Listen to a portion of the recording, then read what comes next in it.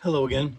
I wanted to follow up the last video with adjusting the tires. I discussed that a little bit by using a tool that I got from, there's a couple different places, the Redline store, Bright Vision. It has the axle adjuster right there and then the wheel remover on this side. So yeah, there's no name on it, but I have a couple of them. It's been a while, but the reason I brought this up is that, sometimes you'll get a red line come in and the wheels are they need adjustment. You can tell by looking at them from the back side, from the front side, they're just kind of honking out there. So what I do is first make sure that they have some flexibility, and if they're a little bit tight, especially Hong Kong, this is a US, especially Hong Kong, you don't want to be futzing around like this because for whatever reason, the Hong Kong axles seem to be somewhat brittle. I don't like that. Here's a great little angle. You can see how straight or not they're not. This one's very much exaggerated, coming out this, sort of bending down. So what I do is I take this portion, and then what I do is I sort of wiggle. I place it inside the axle, between the axle and the plastic, and then I sort of wiggle it, wiggle it. Don't put a lot of force and energy on the car because obviously you don't want to take the chance of it breaking. But I'll wiggle it back and forth a couple of times, kind of just kind of moving back and forth. Nothing exaggerated. You don't want to have it popping out of its where it's been seated. So it looks like I'm being really tough, but I'm not. I'm being very gentle as I'm sort of wiggling the axle with the bearing on it to sort of have it come more straight out. As you can see, I'm making some progress on there as I'm doing it with you. Typically, I'm I'm not trying to do this on camera. I do it, when I'm prepping the cars to make sure that they really show nicely, and that sometimes is a really easy thing to do.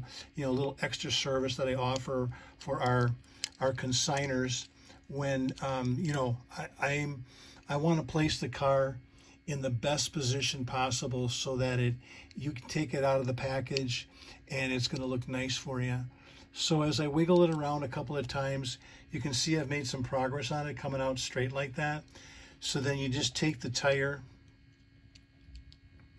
kind of get it started like that.